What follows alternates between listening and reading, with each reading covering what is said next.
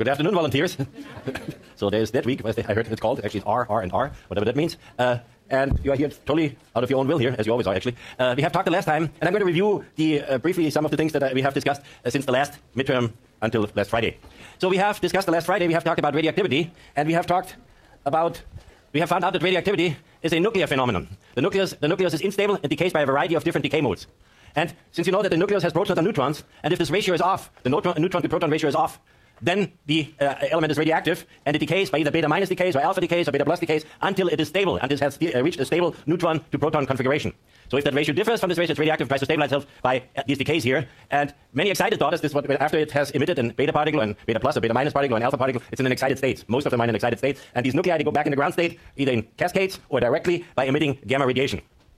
So let's have a look here at this line of stability here. That would be the one-to-one line. If you have light elements, the ratio is 1-to-1 between protons that I have plotted here and the neutrons that are plotted here. If you get higher and higher in proton number, so there are more neutrons in there. You see that? If I'm here at 80, I have about 80, 90 neutrons here. Close to 100 even. And it goes up to Mercury, for example. Mercury the ratio is 80 to 202 minus 80, so this is 122 then. Okay, so it has 80 protons and 122 neutrons, and this is a ratio of 1.5 to 1. So we have more neutrons, and this is called the line or the zone of stability. If the neutrons lie, if the elements lie on this line here, then they are stable. If they are here or here, then they're unstable, and they decay by radioactive decay. And radioactive decay is something that comes from the nucleus, and have a seat. Okay, all right. They're standing there looking at me, and I said, "Oh, makes me nervous."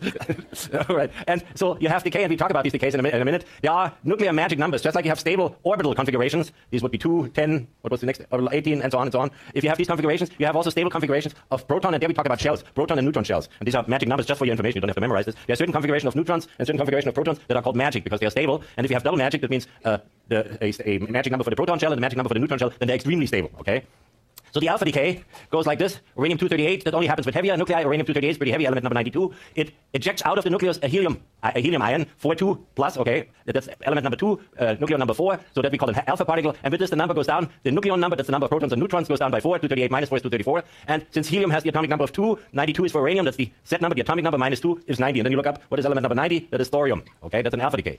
You have a beta decay when you have too many neutrons in the nucleus. Too many neutrons, the neutron converts itself to a proton and an electron, and an antineutrino. That's just for completeness, I tell you that. So if you have a neutron in the nucleus that converts itself to a proton, that means a neutron goes to a proton, so the number of nucleons stays the same because neutrons and protons are both nucleons, but the neutron goes to a proton, that means your atomic number goes up by 1. It goes from 53 in this case to 54. It went up by 1 because the neutron is suddenly in the nucleus a proton, and it emits for charge neutrality, it emits an electron, okay? And this would be the beta minus decay. If you have too many protons, then a proton needs to convert itself into a neutron and a positron, which is a positive electrode. So if a proton is number 11, converts itself, for example, sodium 11, atomic number 11, a proton converts itself into a neutron. We have one less here, and with this we have 10 protons then, but the number of nucleons is the same because protons and neutrons are both nucleons, and nothing has changed here. One converted itself to another, but its 22 is the sum of those. Okay, and this is your beta plus particle, and that beta plus particle immediately reacts with electrons. Electrons are everywhere; they are omnipresent, and it annihilates each other. So the positron meets an electron, and so you have two masses that you convert into energy, and the energy E equals m times c squared. The energy is gamma radiation that goes at 180 degrees angle from each other into both directions in space. So this is what we have here. Annihilation, the positron, this is positron, finds an electron and emits two gammas, and one gamma goes in this direction and the other goes in this direction. Of course, it can go here and here and here and here and so on and here. And so you have, if you could measure this gamma radiation around here, you have a ring of detectors here, and you measure when the gamma radiation arrives, you could map where this whole thing is. And this is what people do with positron emission tomography. They inject it into the blood, and the blood it's on some antibodies or some other compound that is familiar to our body, and it seeks that part of that you want to image in your body, for example, the brain, and then you can measure the gamma radiation, and you can make a 2D map where that, if you have a tumor, for example, where the tumor enriches this, where the tumor enriches this, where it sits, and this has a resolution less than 1 millimeters. Okay? Now you also know what a half-life is. A half-life for radioactivity is exactly it decays, it emits radiation, and it emits either alpha, beta, or gamma. Alpha or beta particles. And with this, you know that when it has half of it, what you had initially, N0 is the initial number of atoms, when you have half of this emitted, or half of this is decayed, then you have one half-life gone. And one half-life is, in this case, for strontium, is 29 years. For others, for tritium, it's 12 years. For plutonium, it's 224,000 years. And for uranium, it's 4.5 times into the 9 years. Okay, that's why we still have uranium here, because it's such a long half-life. There were other heavy elements here on Earth which have shorter half-lives compared to the age of the Earth, and they have decayed already. So this is one half-life, the next half-life is another 29 years away, and the next half-life is another 29, and so on and so on. And you can see this is an exponential decay. And this is nothing but a kinetic formula. The exponential decay is the number number of 0 would be here, the initial number, divided the number at the time t is the number here, for example, or here, at the time t equals the initial number times e to the minus, in your book it's k. K is a constant, and that constant is specific for the nuclide. You looked it up, the constant. Or I give you the half-life, and then you can calculate the constants, because t1 half, that's the half-life, is ln2 divided by lambda, and that's the decay constant. All right? And so with this you have ln, if you take the natural logarithm of this, natural logarithm of e is the argument by itself, it's minus lambda t. So ln n at the time t divided the initial amount, the initial number of atoms that you have equals minus k or minus lambda, decay constant by t. And here you can write t1 half. For this one here, you can write then is ln2 by t1 half. This would be ln2 by t1 half, and with this you can solve that equation. So at 10 half-lives, you have about 1 in 1,000 is left over. Okay, 99.9% is decayed. All right, you need to be able to calculate something like this. A half-life, not a half-life. So how much is left over after a certain amount of time? So then we talked about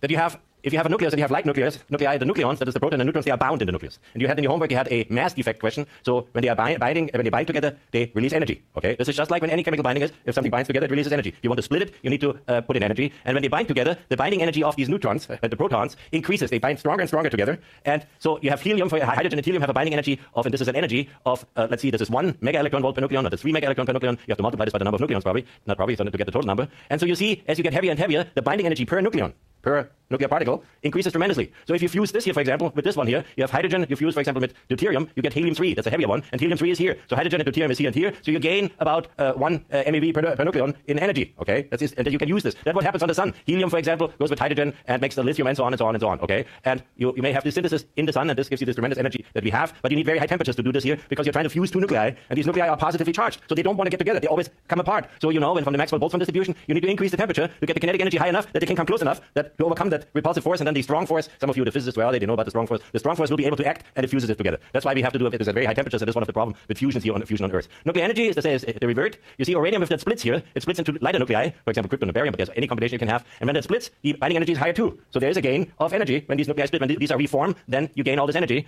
compared to the uranium. You have high energy here, energy gain here. It's not quite as steep as here. You see, with fusion, you get a lot more energy, but you have to put a lot more energy in it too. And okay, so then we come to acid and bases, and we have seen an acid-base definition is that an acid is a proton or hydrogen ion donor, and the base is a proton acceptor. Remember that? That was an acid here. It donates the proton to the base, or the base says, come fork it over here. I'm the base, I want that proton. If I'm a strong base, it wants the proton. Or if this is a strong acid, it really wants to get rid of the proton. And with this here gives off the proton to this here, and then you have the acid becomes its conjugate base, because now it's missing a proton. And that, of course, if you have a strong acid here, that would be a pretty weak base, because it doesn't really want that proton, because that acid wanted to give it away. And if you have here, that's the base here, it takes the proton, and with this it becomes an acid. And that's the base and its conjugate acid, and this is the acid's conjugate base. And you see the different pairs here. This is that was the acid, that's the base, that's the acid conjugate base, acid conjugate base, base OH minus, conjugate acid, base NH3, NH4 plus, conjugate base, H2O, base, H3O plus acid. Okay? That's how you can look at those. And strong acids ionize completely. They're completely, the equilibrium is completely on the side here. When you have a strong acid, and when you have a strong base, the equilibrium also completely on the side. What does this mean for Ka? You know how to write Ka. Concentration of this times concentration of this divided by concentration of this. This here is 1 because the pure solvent. So what is the Ka for a strong acid? Larger than 1. It's very large, okay? It's at least larger than 1. What's the and the strong base? What's the concentration for a base constant for a strong base? What's the condition for K? Same, larger than 1, okay? And so that's about, if you look, for example, at hydrochloric acid, that constant is 10 million something, okay? So it's very far on the right side. There's nothing left on this. That's the difference between a strong and a weak acid. Weak acids, they ionize. Now let me do the titration first. So if you look at the titration, for example, this is the titration of a strong acid. Of course, I gave you here. Usually it's an unknown, that titration. You have a strong acid. With what do you titrate it? With what do you titrate a strong acid? With a base, with a strong base, okay? And so a strong base is, for example, sodium hydroxide, potassium hydroxide, OH minus ions, completely dissociated. And so what you do, you neutralize each of the H3O pluses that have formed in that acid reaction with OH minus. And when all the H3O plus is neutralized by the OH minus, where are you then? At what point? The equivalence point, okay? All right. Then you don't have any acid left anymore, and you just have the OH minus, and then you keep adding the OH minus. All you do is dilute the OH minus then a little bit, because you have a volume here, an initial volume in your titration. The same is true if you have a strong, you titrate a strong, what do we titrate here? A strong base with a strong acid, okay? Just reverse, of course, you start higher in pH because you have a base. So water, for example, can act as an acid and a base. It can ionize itself. This one can be the acid, so it gives the proton off to this one. This one's the proton, so it's H3O plus. That's the base, and it's conjugate acid. That's the base, the conjugate acid. Or the other one is the acid gives off a proton to OH minus, and this takes it here. It becomes this here, and with this is the acid, and this is this conjugate base. So, do you think that equilibrium is very large, that constant, or is it very far on the right side or on the left side? Is it most on the product side or most on the reactant side? Reactant side, because this is a very small effect, but a very important effect. So it doesn't ionize, self-ionize very much. The Kw, that's the equilibrium constant for this. The concentration of this times concentration of this divided by this and that, and this is the pure solvent, so it's divided by 1, so nothing happens. Kw is at 25 degrees, 10 to minus 14. 10 to minus 14. That's very small, okay? But it happens. It happens, and with this, the pKw is the log of your Kw, or of your K minus 1. The log of minus 14 is, the log of minus 14 is what? The log of minus 14 is what? negative 14, and with this you multiply it with minus 1, so the pKw is 14 then, okay? You need to know that. So, and we also know this is X and this is X here, so H3O plus and OH minus must be 10 to minus 7 mole if this is 10 to minus 14, okay? This is Kw divided by OH concentration gives you H3O plus. And this is the important part that you really need to remember. The pH plus the POH gives the pKw, all right? And this is important when you have conjugate acids and bases. They give you pKw. And if I give, now let's talk about this in a minute, okay? And the pH and POH is 7 in water, of course, because it's 10 to minus 7. This is, I take the logarithm of this here and multiply it by minus 1, or take the logarithm of this here and multiply it by minus 1, and this is, each of them is 7. 10 to minus 7 each of them. So now let me see if you have understood.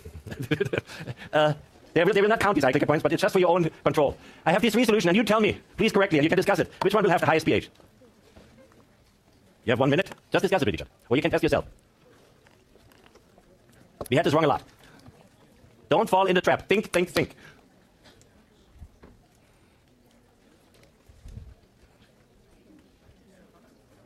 Which one? No. Please, don't do it mechanically. Think. What's the pH of water? What's the concentration of H3O plus in water?